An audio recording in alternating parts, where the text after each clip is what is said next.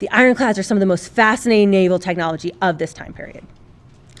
So, probably the most important contribution of the Civil War to naval warfare writ large is going to be the wide-scale use of ironclads.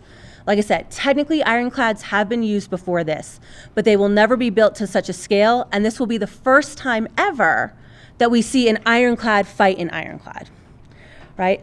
Ironclads will be used by both the US and the Confederacy, right? And the primary feature of them, they come in various shapes, sizes, and designs, but the primary feature is the fact that it's some iron-plated armor that's put on board a wooden ship, hence the name, ironclad. You're taking a wooden ship and you're cladding it in iron plating.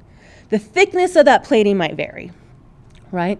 The US Navy will also build completely iron-hulled vessels, known as monitors. Okay, but both sides are developing and evolving their ironclad technology. And the reason why they're going to be so committed to ironclad technology, and probably one of the most important battles of the naval war for the Civil War, is the Battle of Hampton Roads. This is one of those gold star in your notes moments. I love the Battle of Hampton Roads, right?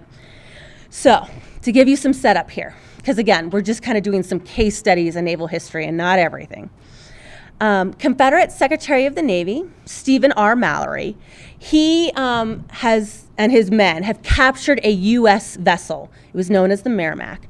And they are going to convert this existing U.S. vessel, turn it into a Confederate war machine, and specifically into a Confederate ironclad.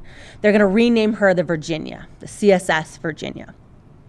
Right? And the purpose of this ironclad, the Virginia, and what Stephen Mallory is hoping to do for all ironclads is to use them to target the U.S. boats that are doing blockade duty, right? He wants to be able to fire on and destroy U.S. blockade ships so that way he can weaken the blockade. So the Confederates have started building their ironclads first, right? They're building the Virginia. The U.S. is going to find out what the Confederacy is up to. U.S. Secretary of the Navy, Gideon Welles, is going to find out what the Confederacy is up to because a former enslaved woman by the name of Mary Tavestry is going to steal the blueprints. She works for one of the engineers who's rehabbing the Virginia. She's going to steal the blueprints, go from Portsmouth and bring them all the way to D.C. And this is dangerous, right? She's a former enslaved black woman, and she's traveling to the U.S. Capitol. She's never caught, never captured, never arrested. And they actually believe her when she shows up with these blueprints, right? It's a pretty remarkable story. But now the U.S. Navy and the U.S. military knows what the Confederacy is up to. So they're like, we should probably start building our own ironclads.